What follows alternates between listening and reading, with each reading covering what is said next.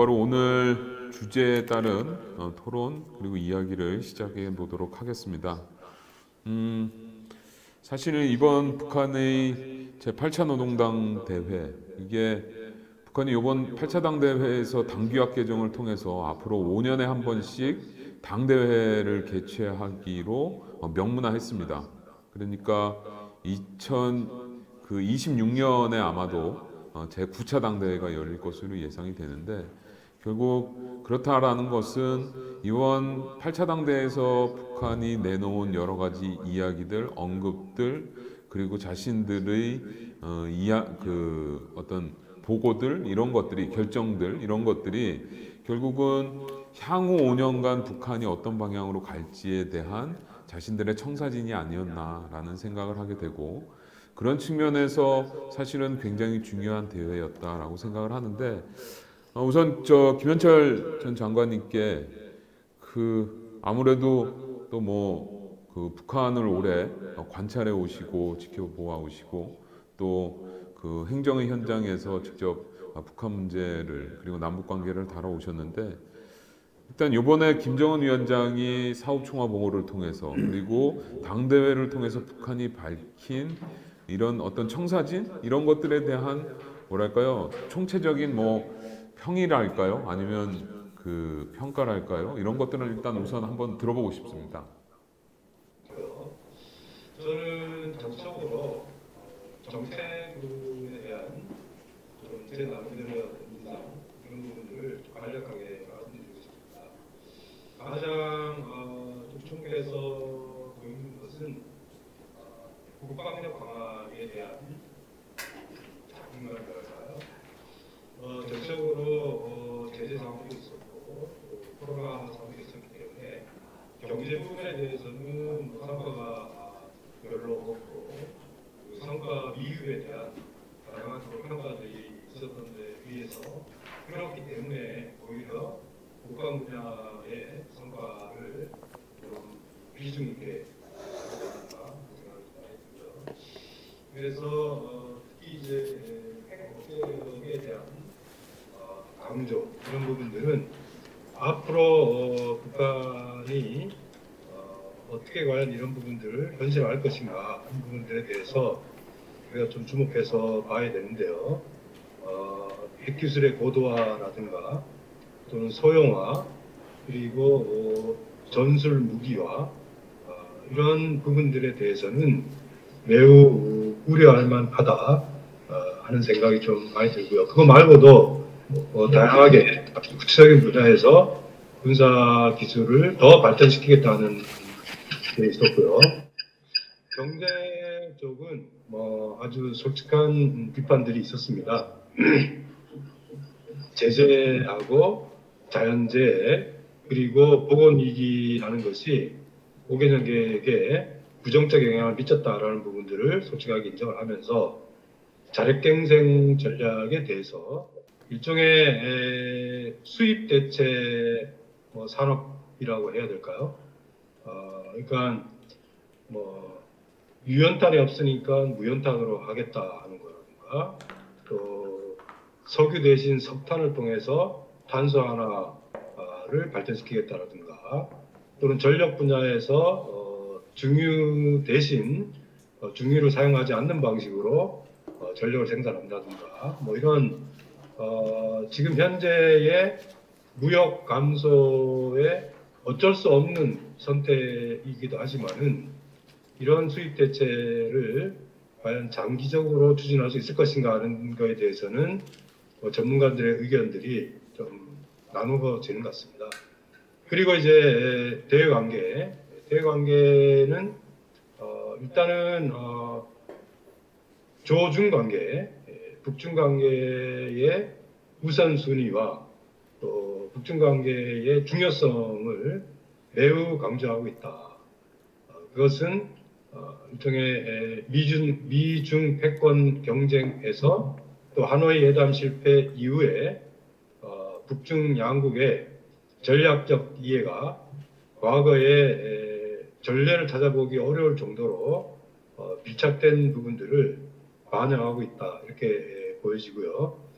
그 다음에 남북 관계나 이런 부분들에 대해서는 좀 원론적인 차원에서 입장을 밝힌 바가 있습니다.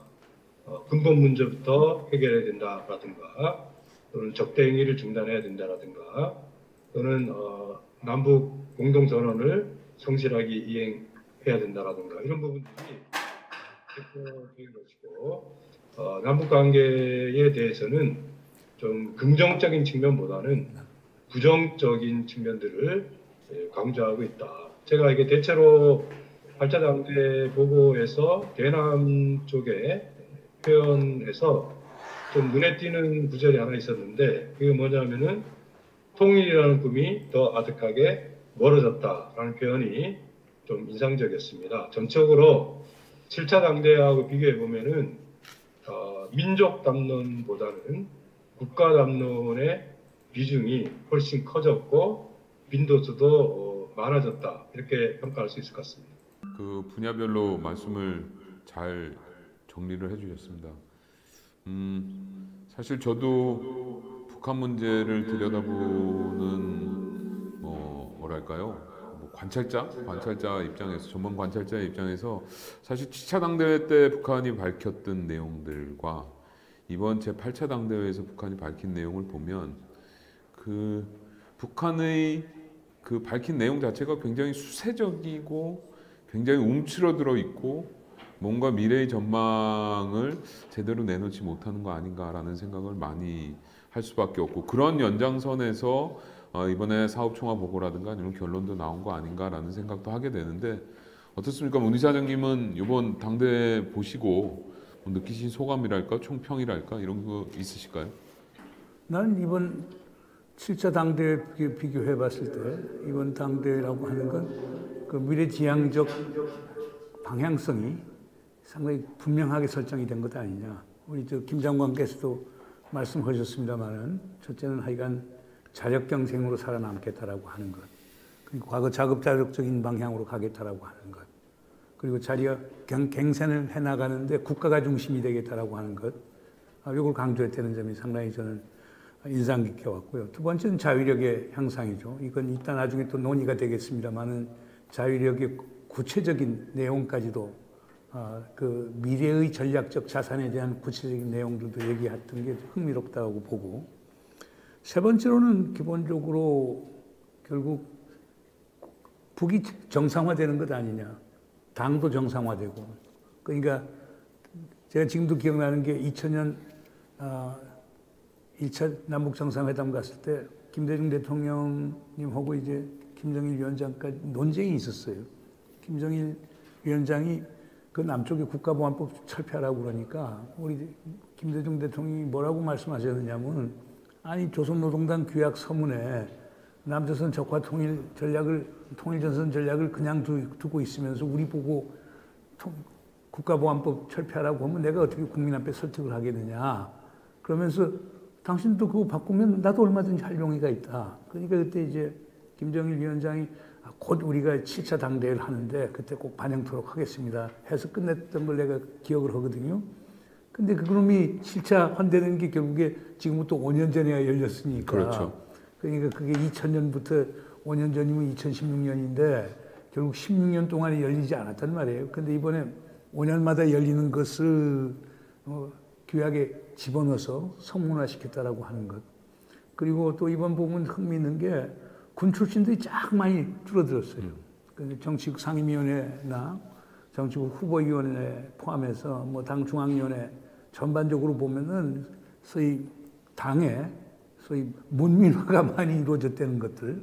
그러니까 당 주도의 어떤 그 북한 체제. 원래 북한 체제가 레닌의 당 국가 체제이기 때문에 당이 중심을 잡아야 되는데 지금까지는 변칙적인 게 많았잖아요. 그 고난의 행군 동안에 이제 소위 선군 정치 얘기하면서 국방위원회 만들어서 변칙적 운영을 했고, 그다음 김정은 들어와서도 사실상 뭐 국무위원회 만들고 이렇게 해서 변칙적 영어로 애드혹하게 움직여지는 게 많았는데 이제는 당 비서국 만들고 그거 중심으로 움직이겠다. 이게 당을 정상화시키는 거고, 그럼 자연 국가도 정상화가 되니까 정상화의 의미가 있고, 마지막 하나 제가 흥미있게 본 거는 그러니까 신년 인사하는 것부터 시작해서 그 인민의 중요성에 대한 것, 그거 어디서 과거 김일성, 김정일 시대 찾아보지 못할 정도의 인민제일주의가 김정은 위원장이 몸소 보여주는 것.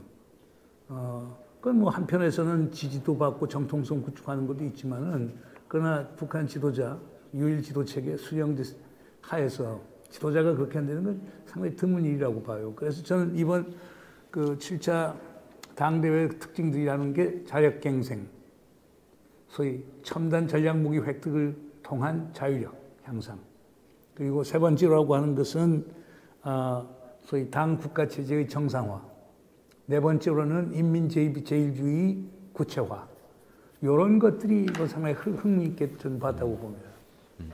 일단 뭐 총평은 들어봤는데 사실은 저희가 그 뭐 당대 북한의 당대회 아니면 북한에서 이제 김정은 위원장이 뭐 신년사를 발표한다든가 이랬을 때 저희들이 그런 것들에 대해서 관심을 가지는 것은 결국 그러한 그 언급의 천명들이라는 것이 앞으로 있을 북한의 정책들을 미리 보여주는 부분들이 분명히 있고, 그리고 북한의 의지가 어디로 갔는지를 볼 수 있는 부분인데, 사실은 그래서 이제 저희도 기사를 쓰면서 이번에 가장 그 북한 그 김정은 위원장의 사업 총화 보고가 나왔을 때 가장 먼저 찾아본 것은 과연 남쪽에 대해서 뭐라고 했느냐라는 걸 제일 먼저 찾아봤거든요. 아무래도 우리 입장에서는 남북 관계, 그리고 앞으로 김정은 위원장은 남쪽과의 관계를 어떻게 가져가려고 하는 것인지, 이런 부분들이 중요한 아젠다이고 이슈일 수밖에 없기 때문에 이제 저희들은 이제 기사를 쓰면서 아무래도 이제 그런 부분들을 눈여겨보고, 그런 것들을 뭐 이를테면 그 리드로 이제 올려서 기사를 쓰기도 하고 했는데, 사실 요번 그 김정은 위원장의 사업 총화 보고 내용에 보면 남북 관계에 대해서 그러니까 선제적으로 뭘 하겠다라는 내용은 분명히 없습니다. 그러니까는 2018년 김정은 위원장의 신년사에서 보여줬던 내용들이라든가 이런 것들보다는 굉장히 좀 다르다. 그리고 사실은 7차 당대회 때도 김정은 위원장이 사업총화 보고를 통해서 남쪽에다가 군사회담을 제안하고 했던 부분들이 분명히 있는데, 그런 부분들은 분명히 빠져 있다. 그러니까 결국은 아마도 지금 현재의 남북관계의 현주소를 반영하고 있기 때문에 그런 것으로 미루어 짐작은 할 수 있는데, 그 과연 북한은 남북관계를 어떻게 가지고 가려고 하는 것인지, 이 부분에 대해서 그 문인사장님은 어떻게 생각해요? 뭐 조건부죠. 그러니까 기본적으로 자, 우리가 작년 6월 3일 김여정 담화에서 보는 것처럼 이제 대남 관계가 아니고 대적 관계다. 남을 적대시했단 말이에요. 그러다 작년 9월에 이제 친서 교환하면서 조금 분위기가 나아졌다가 그 다음에 이제 냉각 상태로 계속 유지가 됐는데, 결국에 남측에서 판문점 선언 이행하고 평양 선언 이행하고 남북군사 합의서 제도 이행하고, 뭐 이행한다라고 하는 것은 그 한미 연합 군사훈련 중단하고, 그 다음에 첨단 무기 수입해오지 않고, 그리고 북한을 위협하지 않는다라고 하면 우리도 얼마든지 할 수 있다라고 하는 거거든 말이에요. 근데 여기에 깔려져 있는 건 기본적으로 우리가 미국의 제재 또는 유엔의 제재도 불구하고 북하고 할 수 있느냐, 북에서는 결국에 남이 할 수 없다고 판단하는 부분이 있거든요. 그러니까 이걸 어떻게 푸느냐 하는 문제고, 두 번째 한미연합 군사훈련이라고 하는 건 뭐하고도 연동이 되느냐면은 미국의 대북 적대시 정책하고 관련이 돼 있단 말이에요. 우리가 미국의 대북 적대시 정책을 얼마나 돌려놓을 수 있겠느냐라고 하는 두 개의 숙제를 준 거죠. 그리고 여기에서 제재 완화에 우리가 좀 성과를 보이고, 그래서 남북 간에 사실상 경제 교류 협력이라든가 인도적 지원이 활성화가 되고, 그 다음에 이제 연합 군사 훈련 같은 데 있어서 결국 남측에서 성의를 보이면은 그만한 행동은 하게 되는 거죠. 그러니까 제가 깔리는 게 남쪽을 전부 다 무시한 게 아니고, 작년 6월 3일 김여정 담화에 비하면은 상당히 전향적으로 나온 거고, 그 김여정 담화야 뭐 개인의 담화인데, 이거는 7차 당 대회에서 기본적으로 채택한 보고서에서 나와 있는 것들이니까, 우리는 대화할 용의가 있다. 남에서 과거에 합의했던 사항을 이행하라. 그러면 우리도 얼마든지 나오고 얘기할 수 있고, 3년 전에 봄날로 갈 수 있다라고 하는 얘기를 한 거니까 상당히 조건적 또는 반사적 제안이라고 볼 수가 있을 것 같습니다. 아무래도 이제 김 장관님 같은 경우는, 김 전 장관님 같은 경우는 얼마 전까지 어쨌든 이 정부의 대북 정책을 이행하는 데 있어서 역할을 하셨었는데, 지금 방금 전에 뭐 이사장님께서도 말씀을 하셨고, 그리고 그 김정은 위원장의 사업총괄보고 내용에서도 보면 그 합의를 이행하지 않았다. 그리고 그 합의들이 이행이 되면 우리는 무엇이든 할 수 있다. 그리고 그 군사훈련, 첨단 무기의 반입 중단 이런 것들을 요구하고 있고, 이제 그런데 과연 이러한 상황에서 남북 관계라는 것이 그 조기 정상화가 과연 가능하겠는지, 올해는 조금 다른 남북 관계를 만들어낼 수 있을 것인지, 이런 부분들에 대해서는 어떻게 전망을 하고 계신지 궁금합니다. 이사장님께서도 지적을 해주셨지만은 이 대남 적대를 국내 정치적으로 활용하고 2020년 중반부터 그렇게 했죠. 활용을 하고 또 그런 부분들을 당대를 통해서 일종의 이제 공식화했다라는 것은 매우 우려할 만하다 이런 생각이 듭니다. 그 이전하고 비교해 보면은 뭐 남쪽에 대한 비판이나 이런 부분들을 국내적으로는 보도하지 않는 경향들이 그 이전의 특징이라면은 2020년 중반부터는 오히려 일종의 뭐랄까 이게 코로나라는 보건 위기의 상황 속에서 대남 적대를 출구로 활용하는 측면들은 매우 우려할 만하다 이런 생각이 좀 들고요. 그리고 남북 관계를 우리가 이제 바라볼 때 그 조금 더 깊이 들어가서 남북 관계를 둘러싼 질서 변화 이런 부분들을 좀 봐야 되지 않을까. 그러려면은 2017년에 북한의 핵무장이 완성이 되고 2018년에 신년사를 통해서 일종의 이제 평창 올림픽이라는 계기가 있었지만은 협상 국면이 이제 시작이 된 거고 2019년 2월달 하노이 회담에서 사실은 실패하게 되면서 지금 그 후폭풍이 이어지고 있는 상황이다 이런 생각이 드는데요. 대체적으로 보면은 이 몇 가지의 변곡점을 거치면서 한반도 질서라는 것이 그 이전과 좀 달라진 측면들이 있다. 가장 중요한 것은 북중 간의 전략적 이해관계가 매우 밀접해졌다. 그러면서 남북 관계에 대한 북한의 수요가 감소된 측면들도 있고 또 전략적 우선순위가 낮아진 측면들이 있다 하는 것입니다.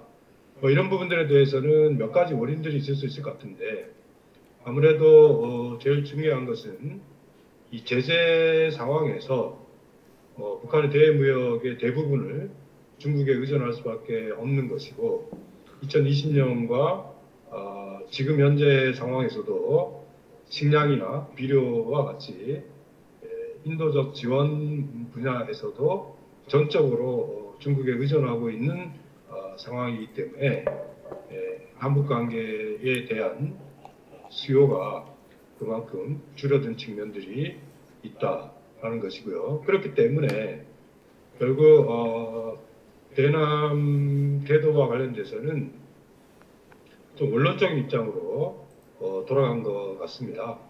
근본 문제라는 것이 우리가 통상적으로 논의되는 맥락이 있지만은 근본 문제라는 것은 결국에는 비핵화 프로세스와 한반도 평화 프로세스라는 것이 상호 병행될 때 의미가 있는 것입니다. 그렇지 않으면은 사실은 근본 문제를 논의를 해서 진전시킨다라는 게 쉽지 않은 것이고요. 적대지 정책이나 적대행위라는 부분들도 사실은 포괄적이고 점진적으로 단계적으로 개선해야 될 부분들이 있기 때문에 일단은 뭐 북한 입장에서는 좀 장기전에 대비하는 차원에서 원론적 입장을 던져놨다 이렇게 평가할 수 있을 것 같습니다. 결국은 이제 북미 관계라는 것들이 핵심적인 변수가 될 수밖에 없겠고, 특히나 김 전 장관님께서도 말씀하셨지만 2017년 국가핵무력 완성을 선언하고 2018년 신년 김정은 위원장의 신년사에서 시작해서 남북 정상회담 그리고 북미 정상회담을 거쳐서 뭔가 한반도에서 변화가 있을 것 같은 그런 전망 속에서 진행이 되다가 결국 하노이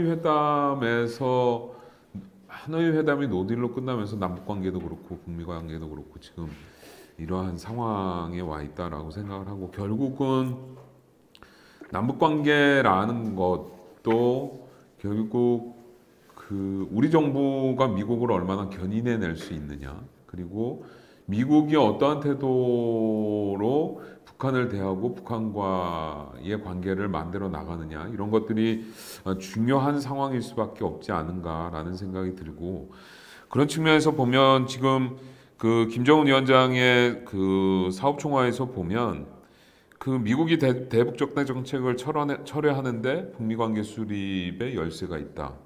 그리고 앞으로 자신들은 강대강 선대선의 원칙에서 미국을 상대하겠다라는 입장을 밝혔습니다. 그러니까 미국이 어떠한 태도를 취하느냐에 따라서 자신들의 태도가 결정될 것이다라는 이야기를 하고 있는 것인데, 오늘 뭐 블링컨 국무장관 내정자에 대한 인사청문회도 있었는데, 블링컨 내정자가 어쨌든 그 대북 정책을 전반적으로 재검토하겠다, 뭐 그러면서 이제 뭐 인도주의적 사안에 대해서는 조금은 유연한 입장을 표시하는 태도를 보였는데, 과연 미국, 그러니까 그 트럼프 행정부에서 이제 바이든 행정부로 바뀌는 미국의 대북 정책이라는 것이 과연 북한으로 하여금 대화 테이블로 나올 수 있게 하겠느냐? 결국 하노이 회담 이전의 상황들 아니면 그와 유사한 분위기들을 만들어낼 수 있을 것인가? 과연 그 부분에 대해서 아무래도 그 부분에 가장 정통하신 우리 문 이사장님은 어떻게 전망하시고 계신가요? 지금 바이든 캠프에는 세 가지 시각들이 어떻게 보면 지금 경합을 하고 있다고 볼 수 있어요. 첫 번째 시각이라고 하는 거는 가령 뭐 브루킹스에 있는 정팍 같은 사람들 포함해서 뭐 에반스 리비아 뭐 이런 사람들이 주장하는 건데, 선해체 후보상 강경 방식이죠. 최대한의 압박으로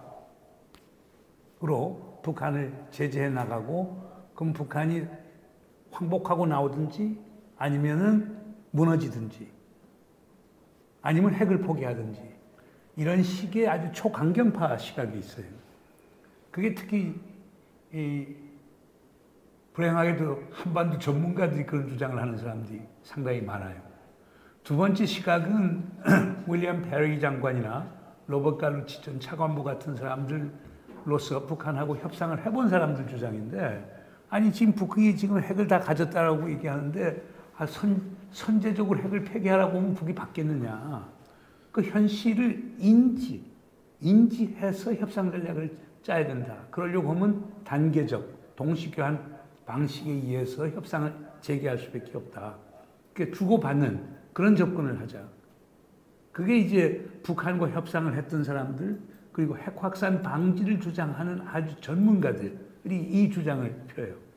세 번째가 바이든 행정부의 주류를 이루고 있는데, 그게 뭐 토니 블랭큰, 뭐 제이크 설리반, 이번 컷 캠블 포함해서 이 사람들의 주장은 기본적으로 북한을 안정적으로 관리하는 거예요. 안정적으로 관리하려고 하면 처음 필요한 게 디터런스, 억지가 필요하다고 보는 거예요. 두 번째는 조건부예요. 지금 북이 어떻게 나오는가 보자. 북이 어떻게 나오는가 보면서 행동하겠다. 이건 강대강 선대선이에요. 근데 토니 블랭큰, 제이크 설리반, 컷 캠블은 전부 다 2009년 4월 5일 프라하에서의 재앙을 기억하고 있는 사람이에요. 2009년 4월 5일 날 오바마 대통령이 프라하에서 핵무기 없는 세상 연설을 11시 하게끔 돼 있는데, 아침 6시 20분에 북에서 로켓 시험 발사를 해버린 거예요. 그래서 오바마 대통령이 한 패러그래프를 본인이 직접 써서 집어넣었다는 거예요.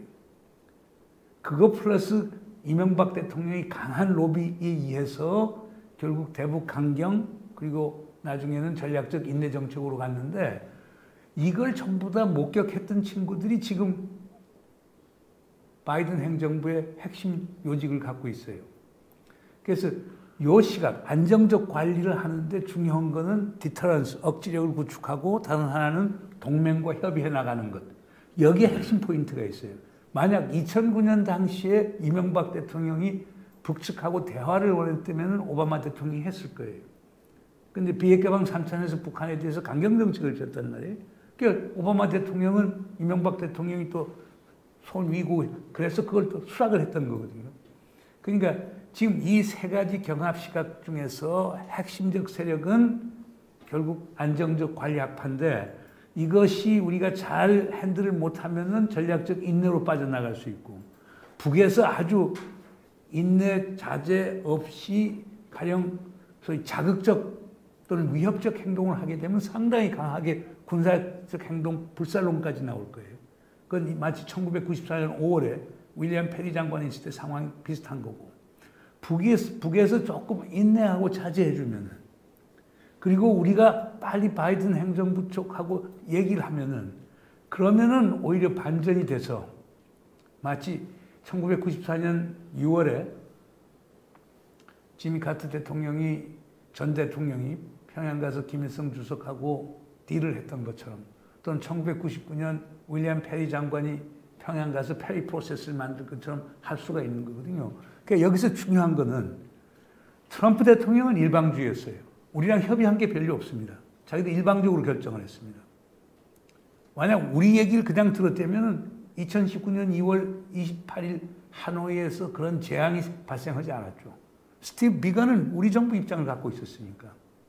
갑자기 존 볼튼 아니 그러니까 전부 다 빅딜 그러니까 완전히 핵미사일 해체하고 그러면은 우리가 당신들 경제의 밝은 미래를 보장하겠다. 안 받으니까 우리 노딜로 간다. 이렇게 나오지 않고 북에서 했던 썸딜, 영변 완전한 영구적인 해체라고 하는 것을 받고 거기서 협상을 했으면 완전히 달라질 수 있거든요. 저는 그런 일은 안 생길 것 아니냐. 그러니까 여기서 또 핵심은 이거예요. 북한 핵 문제 때문에 동맹을 미국이 잃고 싶지 않다라고 하는 생각을 하는 사람들이 토니 블랭컨이고 제이크 설리반이에요. 그렇기 때문에 그건 우리에게 크게 이제 유리하게 작용을 하는 거니까 좀 지켜봐야 되는데 뭐 이번에 뭐 정용 실장이 이제 뭐 외교장관이 됐고 또 북한 특히 오바마 행정 보고 오랫동안 딜을 했던 김형진 전 EU 대사가 2차장으로 지금 왔기 때문에 지금 외교 중심축이 왔기 때문에 한번 기대는 걸어볼 만하기 때문에 조금 기다려봐야 됐다. 그러니까 결론적으로 말씀드리면은 세계의 시각이 경합하고 있고 이거의 제일 첫 번째 변수는 북에서 하는 거에 따라서 반응이 달라질 수 있다. 그러나 한국 정부가 큰 영향력을 행사할 수 있다. 그러니까 희망은 있다.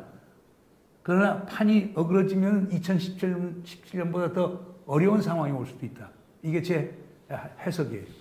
근데 이제 그 말씀 잘 들었는데 결국은 사실 저희들이 2019년, 2018년의 희망들, 기대들 이런 것들이 2019년 사실은 하노이로 모여졌고 하노이에서 뭔가 북핵 문제 그리고 한반도와 관련된 질서가 변할 수 있을 것이다라고 하는 믿음들이 사실은 컸죠. 그때 뭐 문재인 정부에서 있는 핵심 그룹들도 뭔가 이번엔 될 거고 뭔가 변화가 있을 것이다라는 기대가 컸는데 결국 그게 이제 방금 말씀하셨던 것처럼 그 빅딜을 추구하는 세력들 이런 사람들에 의해서 결국은 그 우리 의도대로 되지 않은 우리의 기대대로 되지 않은 그러한 것들이 지금 현재의 북미 관계, 지금 현재의 남북 관계로 이어지고 있는 것이다라고 볼 수 있을 것 같은데 과연 이런 상황 속에서 우리는 어떠한 방식으로 미국을 견인해 내야 할 것이고 그리고 지금 이제 남북 관계 방금 전에 말씀하셨던 것처럼 그 북한이 어떤 태도를 보이느냐가 굉장히 중요하다라고 말씀을 하셨는데 이게 사실 남북 관계가 있으면 뭔가 북한하고 이야기하고 설득하고 그리고 북한의 태도를 내는데 조금 유리한 국면들이 있을 수 있지만 지금 이제 남북 관계도 사실은 굉장히 얼어붙어 있는 상황. 이런 상황에서 북한 관리라는 것도 쉽지 않은. 과연 우리는 무엇을 할 것인가, 무엇을 어떻게 할 수 있을 것인가라는 그 의문을 가질 수밖에 없는데 그 행정부에서 일을 하셨던 김현철 전 장관님은 과연 지금 우리는 무엇을 해야 되는지 어떻게 해야 할 것인지에 대해서 말씀을 좀 해주시죠. 일단 첫 번째는 그 바이든 정부의 일종의 아시아 정책하고 이 북핵 문제를 어떻게 분리해낼 것인가 하는 게 첫 번째 과제인 것 같습니다. 최근에 이 아시아 조정관으로 임명된 커트 캠벨의 좀 더 효율적인 방식으로 중국을 어떻게 견제할 것인가와 관련된 뭐 군사 전략이라든가 또는 뭐 다양한 그 분야의 과제들을 제시를 하고 있습니다. 그런데 우리가 대체적으로 보면은 북핵 문제를 해결하기 위해서는 중국의 역할이 굉장히 중요한 것 같고 또 미중 간의 협력이 필요합니다. 그렇기 때문에 미중 패권 경쟁은 지속이 되는데 이 한반도 문제를 해결하기 위해서 미중 간의 협력의 기회들을 어떻게 만들어낼 것인가 하는 것이 우리 외교에서 굉장히 중요한 과제가 되어야 된다 이런 생각이 들고요. 두 번째는 이 바이든 정부의 주요 인사들이 갖고 있는 북핵 협상에 대한 이 기본 입장에 대한 좀 정확한 이해가 필요하지 않을까 하는 생각이 좀 많이 드는데요. 뭐 가장 중요한 사람은 웬디 서먼 부장관이라고 봅니다. 웬디 서먼은 뭐 누구든지 잘 알고 있다시피 1999년에 쿠알라룸푸르에 있었던 북미 미사일 협상의 대표이기도 했고 또 페리 조정관과 함께 페리 프로세스를 만들었던 경험이 있습니다. 그렇지만 중요한 것은 최근에 웬디 서먼이 보여준 북한의 인식이라고 할 수가 있을 것 같은데요. 오바마 정부 이후에는 뭐랄까 좀 북한 문제에 대한 피로감이랄까요? 그리고 북한에 대한 불신이 굉장히 좀 높은 것 같다. 이런 생각이 좀 많이 들고요.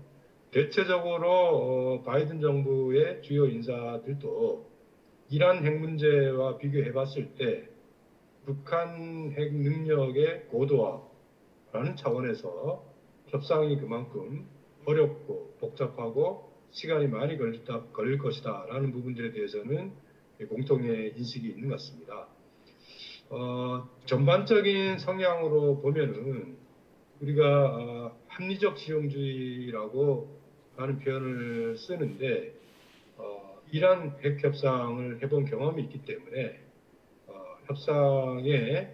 협상을 성공시키기 위해서는 어떻게 해야 되는지에 대한 실용적 입장에서 접근을 하게 된다면은 어렵지만은 좀 해법을 찾을 수 있지 않을까 하는 생각이 좀 많이 듭니다. 그리고 그 토니 블링컨 국무장관 내정자가 청문회에서도 얘기를 했는데 인도 분야에서의 좀 유연성 그런 것은 매우 주목할 만하다고 생각합니다. 바이든 대통령도 후보 시절에 한국계 시민권자들의 이산가족 상봉을 허용하겠다라고 이미 연합뉴스 기고를 통해서도 발표를 한 바가 있습니다. 그렇게 보면은 앞으로 아마 인도 분야의 제재 면제 절차라든가 이런 부분들은 상당한 유연성을 발휘할 수 있겠다라는 것인데 문제는 북한이 이런 분야가 아니고 일종의 근본 문제나 적대지 정책을 중심으로 해서 협상을 하자라는 입장이기 때문에 그런 인도적 분야의 접근만 갖고 초기에 신뢰를 구축하는 것은 좀 부족하지 않을까. 결국 하노이 회담 실패를 잘 분석을 해서 다시 거기서부터 북핵 협상의 가닥을 잡아 나가는 것이 중요하지 않을까 그런 생각이 듭니다. 이란 얘기를 했지만은 이란이 성공한 거는 다른 게 아니에요. 오바마 대통령이 핵무기 없는 세상을 만드는데 가장 대표적 사례를 이란으로 삼았어요. 오죽했으면은 제네바에서 이란하고 협상하는데 존 케리 국무장관하고 어네스트 모니즈 에너지 장관이 19일 동안 제네바가 있으면서 이란 측하고 협상을 했어요. 그리고 모니즈 장관이 나하고 얘기를 할 때 어떤 얘기를 하느냐. 자기가 장관으로서 그 미국에서 핵무기 만드는 연구소인 그 로스알라모스하고 또 하나 그 샌디아 연구소, 그다음 에너지성 해서 한 200명 정도의 전문가들 갖고 15만 페이지의 서류를 준비했대요. 그 이란하고 협상을 하기 위해서. 또 세 번째 재미있던 거는 모니즈 장관이 또 그렇게 나설 수 있었던 이유는 이 양반이 MIT의 핵물리학 교수인데 자기 제자 중에 몇 명이 이란에서 핵 개발하는데 핵심 인사였어요. 그 기술적 협의가 가능하고 그 다음에 인적 네트워크가 구축이 돼 있었어요. 그러니까 이런 것들 때문에 사실 이란 핵 협상이 성공을 했었는데 그 제일 중요한 거는 오바마 대통령이 그만큼 관심이 많았다는 거예요. 그러니까 웬디 셔만도 거기 동원이 됐고 웬디 셔만이 동원됐던 이유는 북한하고 협상한 경험이 있었기 때문에 또 동원이 됐던 건데 거긴 제이크 설리반, 블랭컨 전부 다 관여가 됐었던 부분이에요. 그래서 저는 만약 이란 모델을 한다면은 방식의 문제가 아니고 이란 핵 문제 해결하는 것처럼 이스라엘의 반대와 미국에 있는 유대인들의 반대에도 불구하고 JCPOA를 만들어냈단 말이에요. 포괄적 합의를 만들어냈는데 북한하고도 그럴 수가 있겠느냐라고 하는 게 내가 볼 때 상당히 중요하다고 보고요. 두 번째 우리 김 장관께서 얘기한 것 중에서 이제 동의하는 부분은 물론 인도적 지원에 대해서는 하겠다고 그러고 그다음에 지금 바이든 캠프 내에서 그걸 작성한 친구들 제 개인적으로 잘 아는 친구들 저도 이제 자문도 해주고 했는데 그 상당히 많은 사람들이 인도적 지원 문제에서는 전향적으로 나오라고 해서 그렇게 될 거예요. 그러나 이제 또 복병은 뭐냐? 지금 바이든 캠프 중심으로 하는 민주당 인사 대부분은 특히 토니 블랭컨 포함해서 가치를 중요시해요. 인권을 중요시해요. 이게 또 복병이 될 수가 있어요. 인도적 지원하면서도 북한 체제에 대한 아주 공세적 비판을 할 가능성이 있어요. 또 그걸 이용해 갖고 북한에 반대하는 인사들이 또 상원 하원에서 또 어떤 결의안을 갖고 나오는지 몰라요. 뭐 한 예로 그 빅터 차 같은 친구가 전엔 인권 문제 트럼프 때는 거론을 안 했거든요. 요즘 뭐 조선일보 쓰는 거 보면 인권 문제 제일 앞에다 써. 그건 이번 새롭게 시작하는 바이든 행정부의 주요 인사들의 취향을 아니까 지금 그런 식으로 쓴 거란 말이에요. 그러니까 현 정부 입장에서는 그 인권 문제 갖고 나오면 어떻게 대응하느냐. 이것도 쉬운 문제도 아니고 북도 준비는 해야 돼요.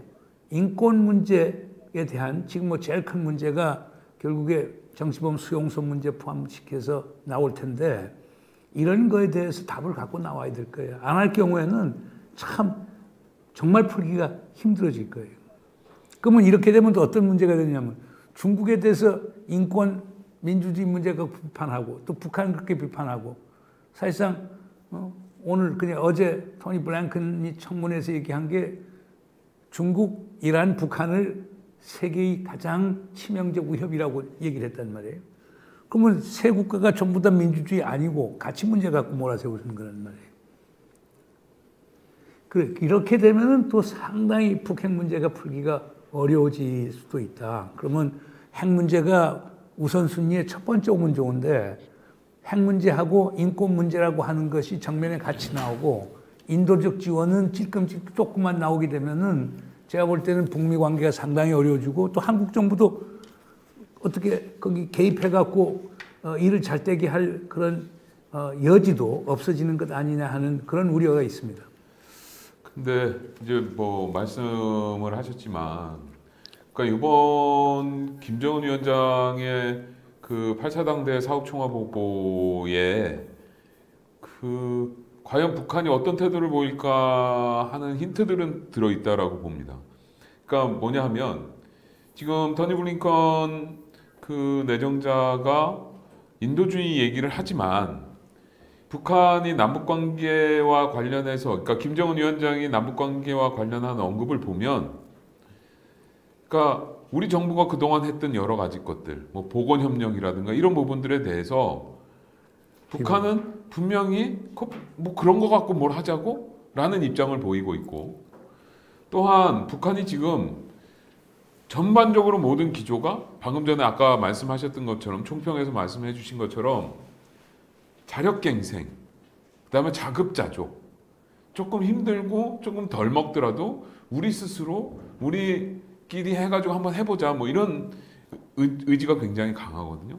그런 상황에서 인도적 지원 정도로 과연 북한이 만족할 수 있겠는가? 미국과의 협의에서 그것이 과연 출발점이 될 수 있을 것인가? 이런 부분들에 대한 의구점도 들고 방금 전에 말씀하셨던 것처럼 인권 문제 특히 지금 그 미국의 새로운 행정부가 민주주의라고 하는 이념과 같이 그거에 따라서 인권 문제에 있어서 북한의 전향적 태도를 요구할 가능성이 있고 그런 것들을 북한에 대한 어떤 그 북한을 공격하는 캠페인이나 프로파간다에 적극적으로 활용할 가능성이 충분히 있어 보이는데 북한 김정은 위원장이 이번에 그 사업총화 보고에서 그런 얘기를 했거든요. 대선전 부문 역할을 강화하자. 그렇게 해서 적들의 반동적 공세를 짚부시자. 결국 적들의 반동적 공세라는 것은 그 뭐 유엔 인권 결의안이라든가 인권 문제들을 가지고 북한의 이미지를 깎으려고 하는 그러니까 북한은 이제 뭐 자신들의 영상을 그 악화시키려는 먹칠을 하려고 하는 태도다라고 이야기를 하는데 그러니까 그런 것들을 짚부수고 국가의 위상을 높이자라고 이야기를 하고 있거든요. 그러니까 결국은 인권 문제가 거론이 되면 북한이 굉장히 거세게 반발할 가능성이 제가 봐서는 그 있다. 과연 이러한 상황에서 그 북미 관계라는 것들을 그러니까 미국의 입장도 지금 봐서는 굉장히 명확해. 그러니까 바이든 행정부가 어떤 방향으로 어떻게 갈지도 명확해 보이고 그리고 결국은 지금 북한도 어떠한 태도를 보여줄 것인지가 비교적 명확해 보이는 상황이고 그러니까 결국은 이들의 접점을 찾는 그러니까 미국이나 북한이나 스스로 접점을 찾으려고 하는 노력들을 해준다면 참 고맙겠는데 결국은 선대선 강대강이라는 서로 간의 원칙을 내세우고 상대가 먼저 움직여주기를 바라고만 있을 때 결국 이 상황에서 우리 정부의 역할이 더 중요할 수밖에 없지 않겠느냐. 그러면 과연 우리 정부는 무엇을 해야 될 것인가? 그리고 어떻게 해야 그러니까 무엇을 할 것인가, 무엇을 해야 되는지는 있는 것 같은데 과연 어떻게 해야 할 것인가, 그 무엇을 달성하기 위해서 어떻게 할 것인가가 굉장히 중요한 상황이 되어진 것 같거든요. 과연 어떻게 해야 될지. 그래 이제 여기 기본적인 게 그 내가 한겨레 신문에도 그 칼럼을 썼지만은 지금 바이든 행정부가 가장 큰 실수를 할 가능성이 있어요. 과거 민주당 정부의 오만을 그냥 재현할 가능성이 있거든요. 북핵 문제도 풀고 인권 문제도 풀 수 있다라고 하는 생각이거든요. 그 생각을 빨리 정리를 해야 될 거예요. 그 우선순위에서 핵 문제를 앞에다 놓고 핵 문제 풀려서 제재 풀려서 계획 개방되면은 인권 문제도 자연히 풀릴 수 있다라고 하는 이런 인식을 확고하게 가지면 풀릴 수가 있어요. 그렇죠. 그런데 과거처럼 핵 문제도 풀고 인권 문제도 풀겠다라고 하는 그 영어로 휴브리스, 오만에 가까운 건데 이렇게 가지면 어려워지는 거죠. 그렇게 되면 북중러가 똘똘 뭉칠 거예요. 그럼 북핵 문제 풀지 못합니다. 그렇죠.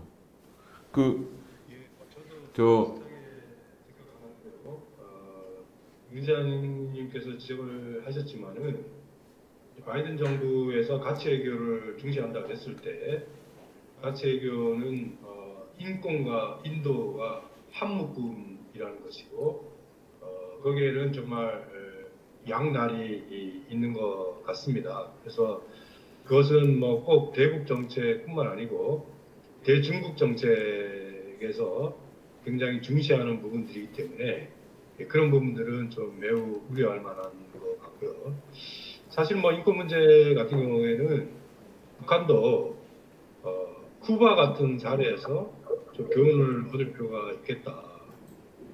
매년 채택되던 쿠바 인권 결의안이 어느 순간부터 유엔에서 더 이상 언급되지 않게 되었습니다. 그것은 쿠바 스스로 뭐 세계적인 인권 단체들하고 대화를 하고 국제사회의 인식을 바꿨던 뭐 그런 사례들도 좀 있는 것 같고요. 그리고 인도적 분야 갖고는 어렵다 하고 생각하는 것은 하노이 회담 이후에 이 질서가 달라진 측면들을 정확하게 인식할 필요성이 있을 것 같습니다. 하노이 회담 실패 이후에 북중 관계가 밀착이 됐고 남북 관계는 원심력이 작동을 했고 북미 관계, 북한의 미국에 대한 요구 수준은 훨씬 높아졌다. 이런 부분들이 있고요. 그리고 지금 중국이 2019년부터 2020년에도 식량이나 비료 이런 부분들이 결코 적지 않은 양이 들어가고 있습니다. 그런 어떤 현실적인 그 공급이 있기 때문에 이런 인도적 분야를 갖고 북한하고의 신뢰 구축을 하기에는 굉장히 한계가 있다. 이렇게 보여집니다. 쉽지 않은 것 같습니다. 지금 그러니까 북한도 그렇고 미국도 그렇고 서로 그 상대가 먼저 움직여주기를 바라고 있는 것 같아요. 근데 그러니까 방금 전에 말씀하신 것처럼 바이든 정부가 얘를 구성하고 있는 상당히 많은 숫자의 사람들이 특히 행정부의 코어를 담당하게 될 많은 사람들이 그 북한이 먼저 선의를 보여야 거기에 대응해서 움직일 수 있다라고 한다면 결국은 고양이 목에 이제 방어를 누가 먼저 달 것이냐 뭐 이런 싸움이 될 가능성도 있는 것 같은데 근데 이제 더 문제인 것은 이런 상황에서 북한이 그 국방력을 강화하겠다라고 천명을 하고 있는 거죠. 그러니까 저는 뭐 북한이 이야기하고 있는 핵 잠수함이라든가 아니면 초음속 무기라든가 이런 것들이야 사실은 뭐 지금 북한이 가지고 있는 기술력 수준에서 뭐 당장에 도달할 수 있는 무기들이라고 보지도 않고 그리고 굉장히 먼 미래 언젠가 자신들이 갖고자 하는 무기 체계들이 될 것이다라고 보여지지만 그런 것들이 아니라 이번 그 사업총화 보고 내용들이나 이런 데 보면 뭐 전술핵 얘기도 나오고 있고 이런 것들은 사실은 북한이 마음만 먹으면 사실 굉장히 조기 개발도 가능하고 뭐 이런 부분들이 있고 그러면 북한의 핵 능력은 더욱 장성해 나갈 것이고 과연 그랬을 때 더욱 복잡한 게임으로 갈 수도 있다. 이런 측면에서 보면 더군다나 그렇게까지 가면 특히나 전술핵이라는 것은 또 그동안 우리가 북한의 핵무기라는 것이 미국을 겨냥한 것이다. 그리고 미국을 억제하기 위한 것이다라고 이야기했지만 또 그건 또 다른 그 뉘앙스도 가질 수 있는 부분들이 분명히 있기 때문에 국내 여론이 악화될 가능성도 분명히 있는 것이고 과연 그런 측면에서 보면 그 우리 정부가 지금 해야 될 것은 무엇일지 그리고 어떻게 움직이는 것이 바람직할 것인지. 그래서 이번에 북에서 거론한 것들이 전술핵을 활성화시킨다. 그 다음에 극초음속 미사일을 개발한다. ICBM의 정확도를 높인다. 정찰 위성을 띄운다. 그 다음에 핵잠수함의 설계를 시작했다. 이런 것들이란 말이에요. 여기 대부분의 것들은 미래의 전략 자산을 얘기하는 그렇죠. 거예요. 그러니까 일종의 미래 그 국방력 건설의 미래 방향을 제시하면서 동시에 미국하고 협상할 때 협상 카드로 내놓는 거란 말이에요. 왜냐하면 하노이에서 영변 카드 내걸었잖아요. 또 그 이전에 동창리 카드 꺼냈죠. 펑게리 카드 꺼냈죠. 과거에 카드를 갖고는 하나도 안 먹히니까 미래 전략 자산을 얘기해 주면서 당신들 우리 계속 우리 요구를 들어주지 않으면 우리 미래에 이렇게 갈 수 있다라고 하는 부분이 있고 요즘 이제 한국에서 많이 걱정하는 게 전술핵의 활성화라고 하는 걸 갖고 이제 걱정을 하는 건데요. 저는 그건 상수였다고 봐요. 왜 지금 소량화, 경량화를 들고 나오느냐? 대륙간 탄도미사일에 실어서 10,000km 이상 보내려고 하기 위해서 500km 이하의 탄두를 개발하려고 하는 거고. 그러면 지금 북에서 갖고 있는 스커드 BC 갖고 또는 노동미사일 갖고 실어 나올 수 있어요. 조금만 모디파이 하면. 근데 왜 우리가 전술핵에는 그렇게 신경을 쓰지 않았느냐? 북이 생각하는 전술핵은 기본적으로 대한민국을 향하는 건 아니라고 주장을 해요. 주한미군, 주일미군, 더 나가서 중거리 탄도미사일 해서 괌까지를 커버하는 거거든요. 미국은 그거에 대해서 다 이미 준비가 돼 있어요. 칠함대 중심으로 해서 가는 핵 억지라고 하는 게 주일미군, 주한미군, 괌을 대상으로 했을 때 즉각 소위 보복 반격하는 게 돼 있거든요. 그게 엄청난 억지력을 구축하는 거예요. 대륙간 탄도미사일은 거기에 추가해서 나오는 거란 말이에요. 미 본토를 타격하는 거니까. 그렇기 때문에 자꾸 우리가 전술핵 문제를 특히 이제 일부 보수적인 분들은 상당히 활성화시키면서 또 중도적인 분들도 이제 큰일 났다라고 얘기하는데 저는 그건 상수로 보는 거고요. 그리고 그거에 대한 억지력은 구축이 돼 있고 북이 그걸 잘 알고 있고. 네? 그렇잖아요? 그렇기 때문에 그걸 그렇게 또 우리가 크게 부각을 시키면서 북에 대해서 협상력을 더 높여줄 필요는 없다고 봐요. 왜냐하면 우리가 미국하고 핵 확장 억지 체제에 있고 쉽게 얘기해서 미국의 핵부산하에 있고 그리고 칠함대 포함하고 미국의 전략 자산들 속에서 그런 것이 있기 때문에 저는 얼마든지 그거는 다룰 수 있다고 보는 거고요. 그 다음에 요즘은 전략 핵과 전술 핵의 구분을 하기가 상당히 힘들어요. 왜냐하면 전에는 뭐 150킬로톤 이상이 되면 전략 핵이고 150킬로톤 밑으로 되면 전술 핵이라고 그러는데 요즘 그 구분이 없어지는 게 전부 다 파괴력이 커져 버렸기 때문에 과거처럼 전술 핵이라고 하는 것, 뭐 군 기지, 교량, 뭐 이런 걸 이제 타격하는 이제 전쟁과 전쟁 수행과 관련해서 필요한 핵무기를 전술 핵이라고 그러고 그 상대방의 소위 군 그리고 민간 시설을 무차별적으로 폭격하는 능력 그리고 엄청난 소위 데미지 피해를 입히는 걸 전략핵이라고 그러는데 요즘 그 구분은 없어졌기 때문에 뭐 전술핵 활성화한다고 해서 우리가 급히 더 놀랄 건 아니고 뭐 미국을 믿을 수밖에 없겠죠. 근데 미국도 그럴 수밖에 없는 게 당장 평택에 있는 기지 보고 보호해야 될 거 아니에요. 그러면 북에서 핵 사용하면 미국이 핵 사용할 수 있다는 메시지를 분명히 보여야 될 거고 또 그렇게 보여왔고 그러니까 제가 볼 때는 그거 그렇게 무슨 새롭게 놀랄 건 아니라고 봅니다. 이쪽에 지금 현재 한반도 정세에서 이 안보 딜레마의 악순환이라고 그럴까요? 저희 굉장히 우려할 만한 것 같습니다. 북한도 안보 딜레마에 빠져 있는 거죠. 핵무장 완성을 선언한 상태에서 또 핵무력의 고도화를 추구하는 상황에서 그렇게 되면은 당연히 평화적 환경 조성이라는 거는 상충되는 거 아니겠습니까?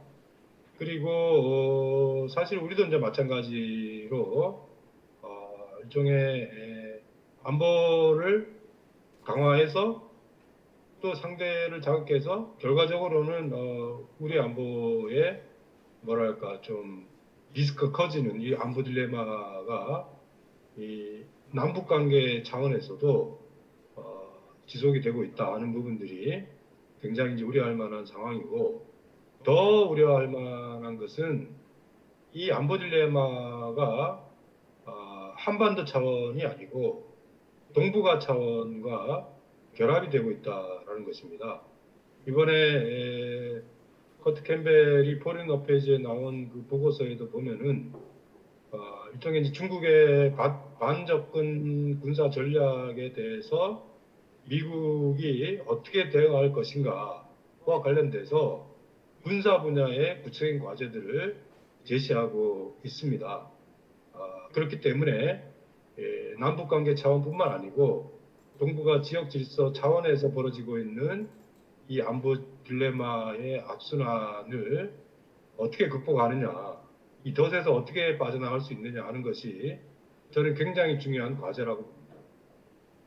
지금 사실은 뭐 핵잠수함도 그렇고 항공모함도 그렇고 지금 뭐 중국은 뭐 그 경항모 비슷한 그러니까 항공모함 비슷한 것들이 있는 것 같은데 우리도 만들기 항공모함 같은 경우는 우리도 경항모를 만들겠다고 하지만 지금 뭐 일본도 그렇고 그다음에 핵잠수함도 서로 가지려고 하고 있고 특히 뭐 동해바다 같은 데는 지금 뭐 서로 왔다리 갔다리 하고 있는 상황인 것 같고 그래서 굉장히 동북아 군비 경쟁이 각축이 되고 있고 그 각축장의 핵심 전장 중에 하나가 이 한반도 주변 인근 뭐 이 언저리가 되고 있는 것 같아서 굉장히 우려스러운 상황이라고 할 수 있겠는데 결국은 그러한 문제들을 해결하기 위해서라도 사실은 북핵 문제 그리고 한반도 문제의 평화적 해결이라는 것이 더욱 시급하지 않나라는 생각을 하고 결국 그러기 위해서는 북한을 대화의 테이블로 끌어들이는 것이 가장 중요한데 그 지금 북한이 이야기하고 있는 거 보면 한미합동군사연습에 대한 이야기도 이번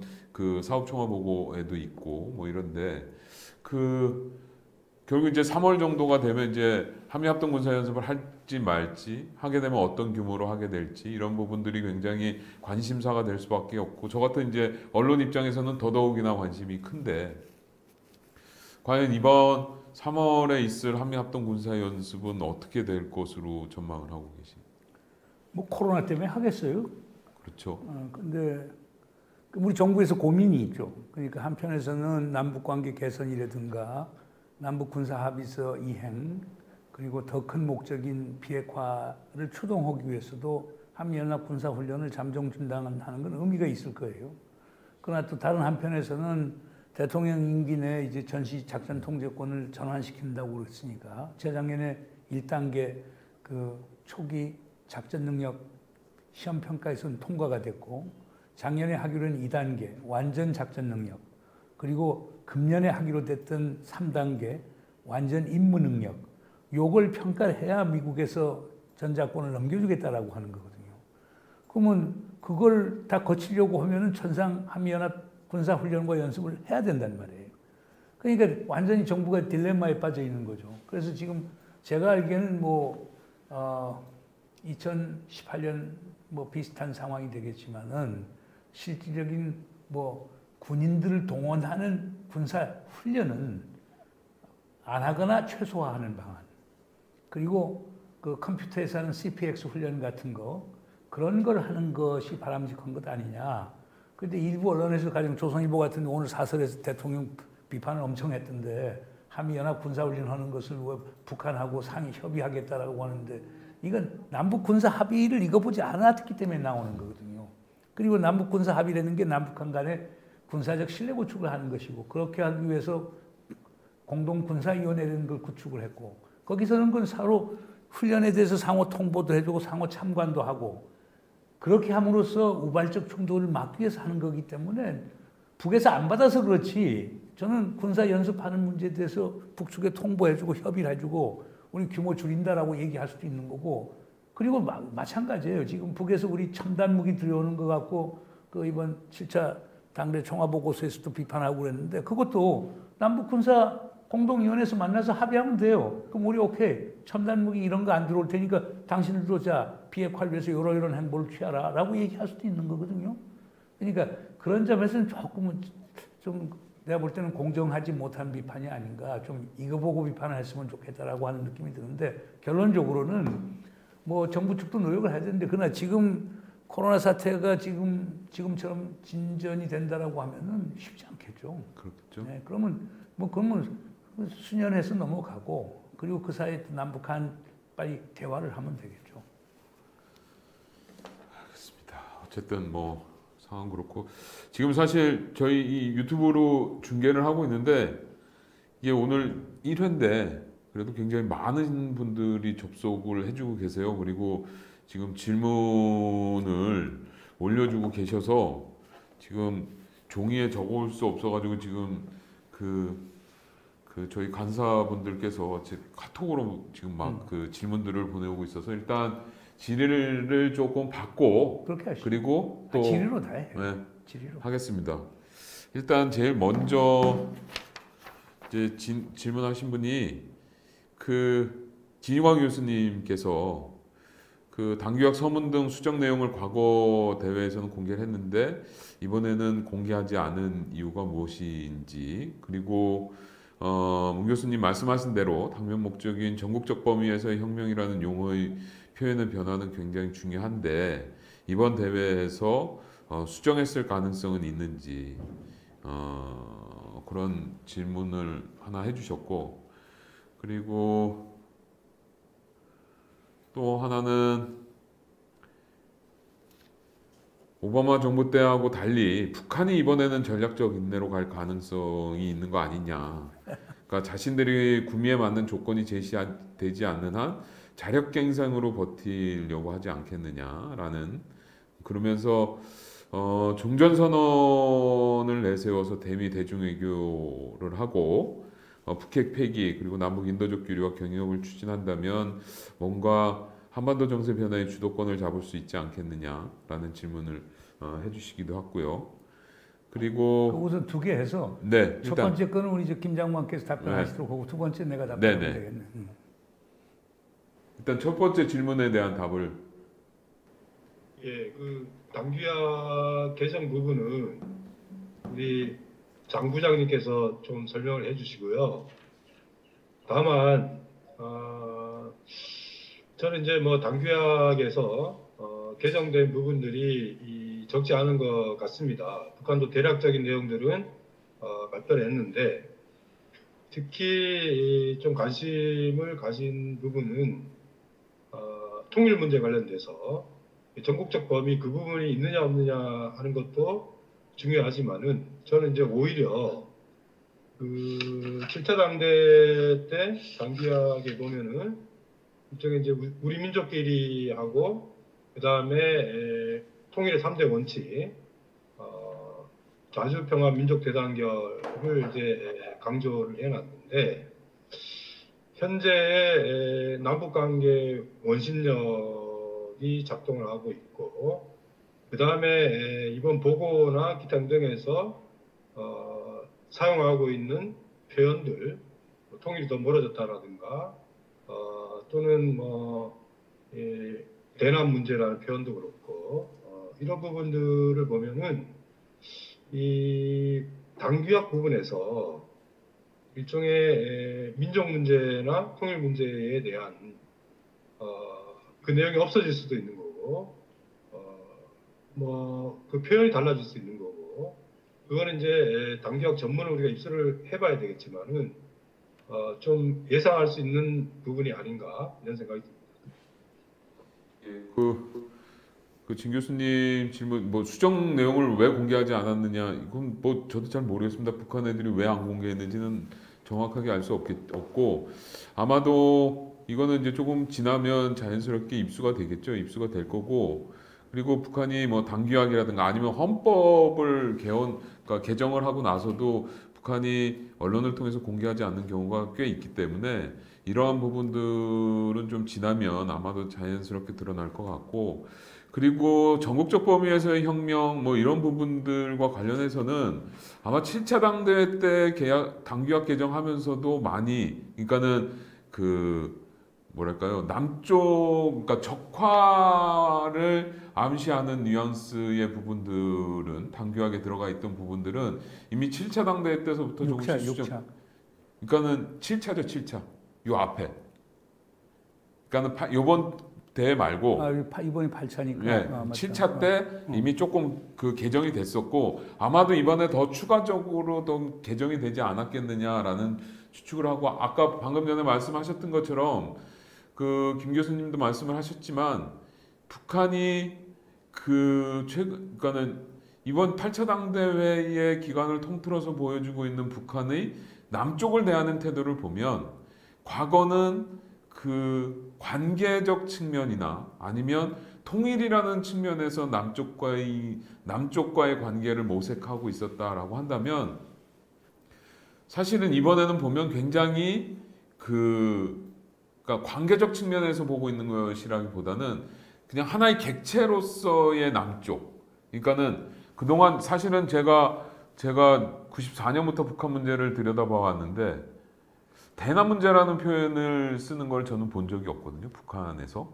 근데 이번에 대남 문제라는 표현을 사용을 했어요. 그러니까는 어떻게 보면 국가 대 국가의 관계, 그러니까 남쪽은 남쪽, 우리는 우리, 뭐 이런 식의 그 접근 방식을 취하고 있는 것 아닌가라는 측면도 좀 있을 것 같아서 아마도 이런 부분들에 대해서는 조금 개정들 그리고 조금은 큰 변화가 있을 수도 있지 않겠는가라는 예상을 저는 사실은 좀 조심스럽게 하고 있는데 구체적으로 어떻게 변화했을지는 아마도 당규약이 입수가 되면 정확하게 알 수 있지 않을까 싶고 그 두 번째 질문에 대해서는 두 번째 질문이 뭐였지? 그 북한이 전략적 인내로 갈 가능성은 없겠는지 자력갱생으로 버티고 오히려 종전선언 같은 것을 무기로 해서 그 대미 대중 외교를 하고 뭔가 그 인도적 교류와 경협을 추진한다면 한반도 변화의 주도권을 잡을 수 있는 건 아닐지.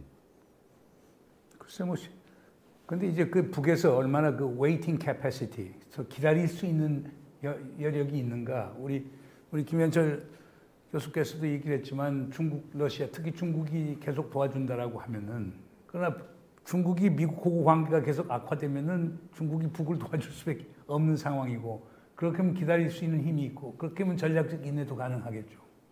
그러니까 여기에서 상당히 중국 변수가 핵심 변수가 될 것 같고 또 다른 하나는 결국에 북의 입장에서는 북이 원하는 건 분명하거든요.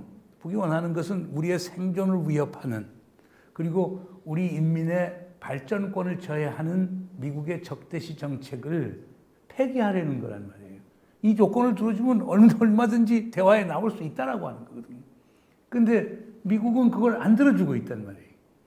그러니까 생존권을 저해한다라고 하는 것은 위협한다라고 하는 것은 한미연합 군사훈련이라든가 전략무기 전진 배치라든가 이런 것들 없애고 북미 관계 정상화시키자는 거고 우리 인민의 발전권을 제한한다라고 하는 것은 결국에 제재를 해제해달라고 하는 건데 요 두 항목의 변화가 없으면 북은 지들이 원해서가 아니고 미국이 선택에 의해서 결국 전략적 인내로 갈 수밖에 없는 상황이고 문제는 거기에서 생존할 수 있는가 없는가 그건 중국하고 러시아가 얼마나 도와줄 수 있느냐 하는 요 문제가 있는 거겠죠. 그래서 그거는 저는 바이든 행정부도 그건 상당히 주목할 필요가 있고 그 다음에 아까 그 관계냐 대남 문제냐라고 하는 이번 북남 관계라고 하는 건 전혀 표현에 나오질 않았기 때문에 그럼 관계가 끊어진 것 아니냐. 아까 말하는 소위 대상화 또는 객체화, objectify가 된다라고 하는 건데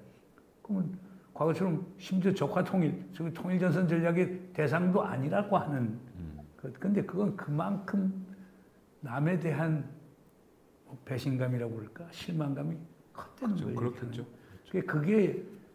그게 제가 볼 때는 김정은 위원장의 본심이고 본심이 결국 당 일꾼들이 받아들여서 그런 식으로 나오는 것 아니냐. 그리고 그거의 초기 단서는 작년 6월 3일 김여정 담화에 그게 나왔단 말이에요. 이제는 더 이상 대남 관계도 아니고 대적 관계라고 하는 표현을 쓴 것이 나왔는데 이것이 2000년 김대중 대통령이 김정일 위원장을 만나서 통일전선 전략을 바꾸도록 하겠습니다라고 하는 것이 나오는 것인가? 그건 긍정적인 거고.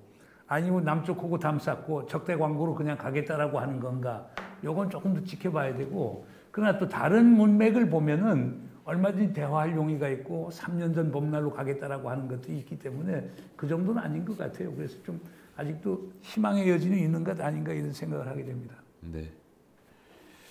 그리고 또 질문 들어온 것 중에 보면 미국이 중국 견제를 하려고 중국을 이념적으로 공산주의라고 칭하고 있고 민주주의 10개국의 한국을 포함하고 있는데 이럴 경우 공산주의 국가인 북한과 남한과의 관계 개선이 어려워질 수 있다.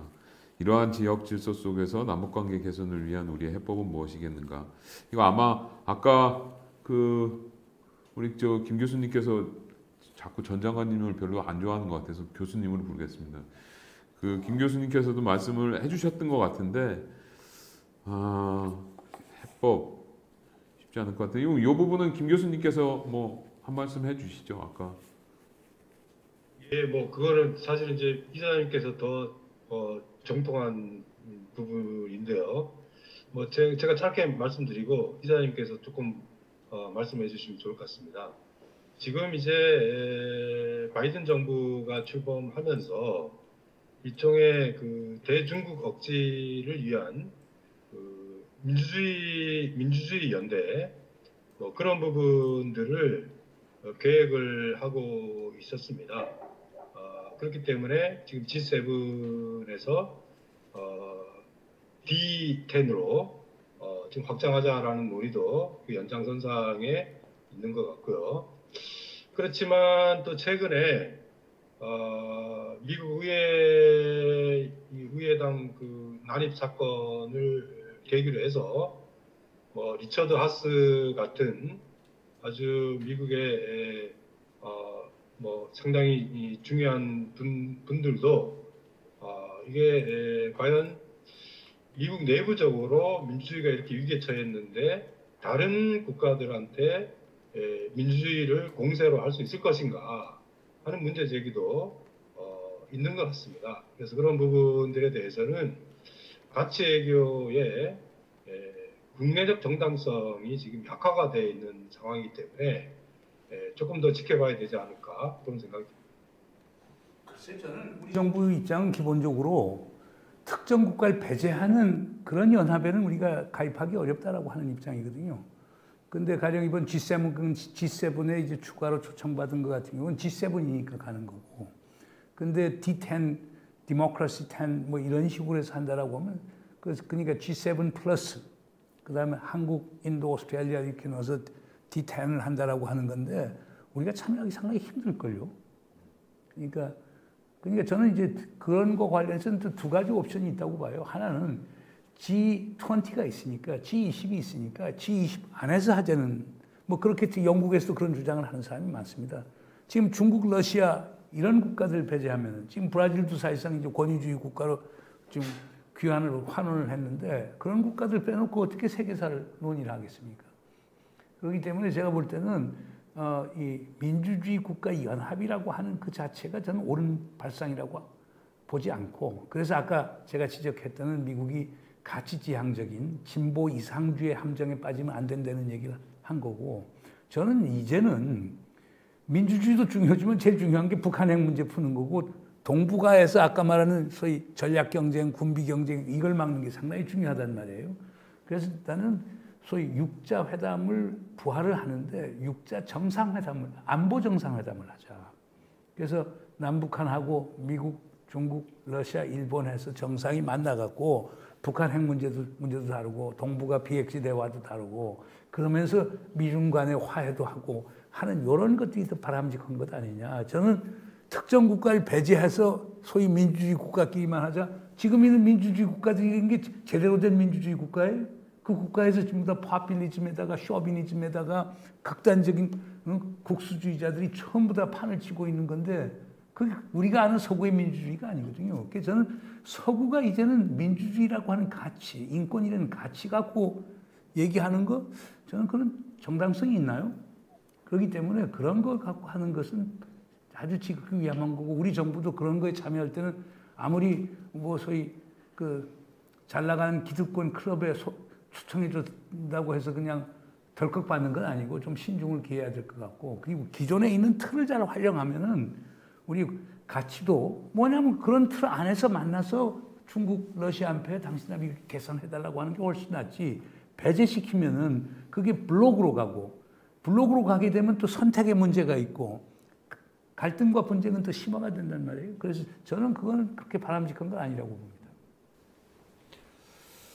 그리고 또 질문 중에 북한이 인권 문제에 대해서 전형적으로 나올 가능성은 없을지 특히 김정은 위원장 같은 경우도 인권 문제에 대해서 생각을 갖고 있을 것 같은데 평양에서 인권 문제 해결을 위한 최선한의 노력이라도 보여주면 바이든과 풀어나가기 쉽지 않을까요? 하는 질문을 해주셨습니다. 사실 뭐 100% 동의해요. 저도 김정은 위원장, 그러니까는 그런 거죠. 그러니까는 그 2000년 남북 정상회담을 하고 나서 그 북한이 유럽하고 인권 대화도 하고 했었거든요. EU하고 그리고 점진적이기는 했지만 어쨌든 조금씩 하려는 노력도 있었고, 그리고 조금 전에 문정인 교수님이 총평 시간에 말씀을 하셨지만 인민제일주의 이야기를 하고 있는데, 그러니까 이제 북한식으로 뭘 하겠다라고 해서 뭐 정치적 자유권이라든가 뭐 이런 부분들에 대해서 좀 억압이 있을 수는 있겠지만, 어쨌든 점진적이기는 하지만 조금은 좀 더 많은 대중들의 니즈를 충족시키고 하는 방향으로 가려고 하는 의도들은 분명히 있을 것 같고, 그렇기 때문에 충분히 할 수 있을 것 같은데, 그럼 과연 김정은 위원장은 그러면 미국과 하는 데 있어서 인권을 앞에 둘 것이냐, 북핵을 앞에 둘 것이냐. 그러니까 북핵을 앞에 두고 미국과의 전면적인 관계 개선이 이루어지는 걸 우선시할 가능성이 있기 때문에 미국이 요구하는 것만큼 수용해서 당장에 푸는 거는 썩 쉽지 않지 않을까. 아니 근데 문제는 미국의 인식 변화가 있어야 돼요. 그러니까 미국에서 북에 대해서 적대시 정책을 하는 한은 인권 문제 풀기가 어려워요. 그렇죠. 그러니까 미국이 북한하고 관계 정상화 향해 가는 맥락 속에서 북한이 경제도 개혁개방 쪽으로 가고 시민사회도 생겨나고 이런 맥락 속에서 김정은 위원장도 화답을 해서 인권 문제를 해결나가면 되는 것이지, 만약 그것을 조건부로 해갖고 인권 문제 개선되면 우리 북미 관계 개선이 돼. 그럼 인권 문제하고 핵 문제를 동시에 원한다라고 하면 북이 안 받겠죠. 그러니까 외부에서 강한 압박이 있는 한은 북에서 인권 문제 풀어주기가 힘들어요. 심지어 중국 같은 경우는 압박이 별로 없더라도 지금 위구르에서 그런 문제가 있거든요. 그리고 지금 더 어려워지는 문제는 중국의 위구르에 있는 이제 그 수용소 문제하고 북에 있는 수용소 문제가 이제 같이 합쳐지면서 같이 비판을 받을 거예요. 이렇게 되면 북중이 연대가 구축이 되면은 그럼 풀긴 더 어려워지는 거거든요. 그래서 미국에서 자기가 제발 좀 그 contextualize, 맥락화된, disaggregate, 분리된 접근을 해야지 자꾸 중국하고 북한을 자꾸 합쳐서 가게 되면은 풀긴 더 어려워져요. 네. 그리고 또 질문 중에 하나는, 요거는 조금 한번 논의해 볼 만한 것 같습니다. 그러니까 대통령께서 정상회담 가능성을 시사를 하셨는데 아마도 신년 기자회견을 말씀하시는 것 같고, 한미군사연습 연기 후 비대면이나 판문점 회담에 대한 기대를 가지게 만듭니다. 그런데 북한은 제8차 노동당 대회에서 남북관계가 판문점 선언 이전으로 돌아갔다라고 규정을 했고, 문재인 대통령께서는 싱가포르 선언에서 출발하자라고 이야기를 했다. 그러니까 결국은 2017년 4월 이전으로 돌아갔다라고 이야기를 하고 있는데, 그러니까 2018년 4월 이전으로 돌아갔다라고 북한은 이야기하고 있는데, 지금 대통령께서는 2018년 6월로 가자라고 이야기하고 있는 셈인데, 과연 이런 인식 차이 속에서 남북 협력의 모멘텀, 남북 관계가 복원될 수 있는 모멘텀이 실제로 만들어질 수 있을지에 대한, 우리 이제 김 교수께서 먼저 답하시거나 나중에 김 교수님께서 먼저 답을 좀 해주시죠. 예, 지금 상황에서는 이제 어떤 방식이든지 간에 뭐랄까, 이게 협상 환경을 어떻게 마련할 것이냐 하는 부분들인데, 저는 결국 중요한 거는 실패한 지점에서 다시 시작할 수밖에 없다 하는 생각이 듭니다. 그게 바로 하노이 회담이지 않겠습니까? 싱가포르 회담이라는 것은 사실 비핵화와 큰 기둥들을 정리를 해놨기 때문에 이게 바이든 정부의 일종의 합리적 실용주의 입장에서 보면은 그렇게 높이 평가하지 않는 것 같습니다.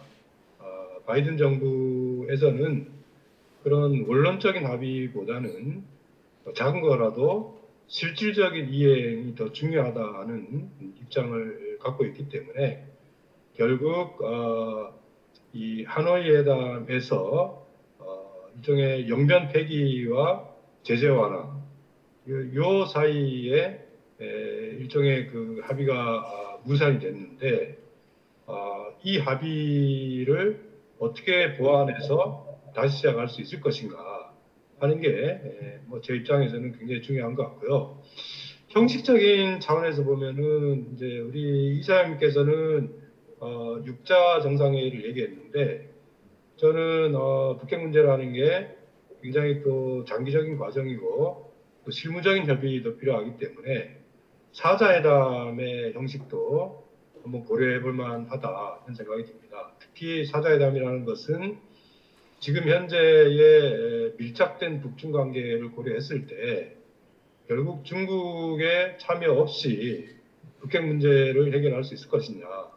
마침 바이든 정부도 다자적 접근의 장점에 대해서 잘 알고 있기 때문에 일종의 양자 접근에 대한 상당한 부담감이 있는 상황에서 4자회담을 시작하면서 그 쟁점 사항, 하노이에서 실패한 부분들에 대해서 어떻게 보완할 것인가 하는 것이 협상을 다시 시작하는 데 있어서 가장 중요한 출발이 아닐까 그런 생각이 듭니다.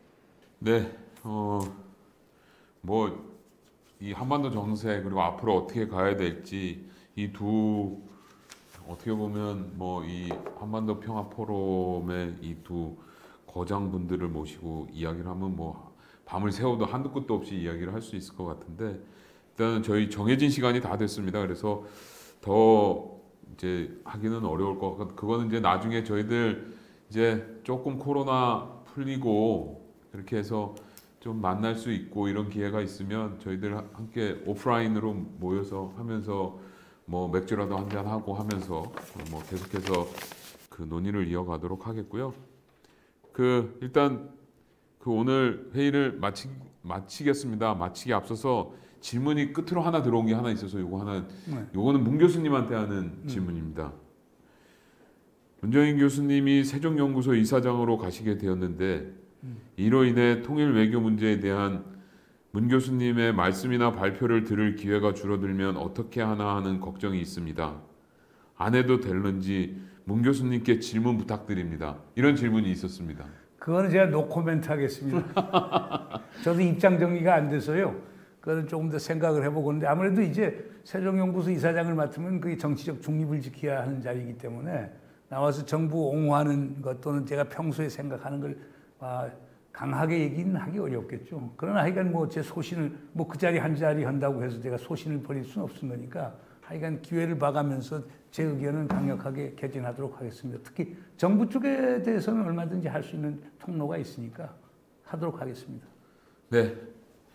오늘 저희가 이거 처음으로 이렇게 비대면 방식으로 그리고 사실 이제 올해부터 저희 그 한반도 평화 포럼이 조금 적극적으로 이 유튜브를 활용해서 회원분들과 교감하고 소통하려고 합니다. 그래서 처음 했는데 어쨌든 지금까지 문정인 그리고 김현철 두 분 모시고 그 8차 당대회 이후 한반도 정세에 대해서 1시간 30분 사실 뭐 어떻게 보면 짧으면 짧고 길면 긴 시간 동안 토론을 했습니다. 어쨌든 못다한 이야기는 많지만 일단 시간이 정해져 있는 만큼 여기서 마치도록 하겠고요. 앞으로 어쨌든 저희 한반도 평화 포럼이 유튜브를 적극적으로 할 겁니다. 그리고 이제 이런 식의 원래 포럼도 하고 그리고 앞으로 봐서 뭐 다른 방식으로 유튜브에 많은 동영상을 올리고 그 회원분들의 이야기 그리고 우리가 생각하는 것들을 함께 공유할 수 있는 기회를 많이 만들도록 해보니까요. 앞으로 좀 더 많이 그러니까 한반도 평화 포럼에 그 요새 그 유튜브 채널 보면 그런 거 있더라고. 구독, 좋아요 뭐 이런 거 하던데 어쨌든 우리 회원분들 많이 구독도 해주시고 좋아요도 눌러주시고 해주시면 감사하겠습니다. 오늘 그 토론은 여기서 마치도록 하겠습니다. 이 시간 고맙습니다. 네, 수고했습니다.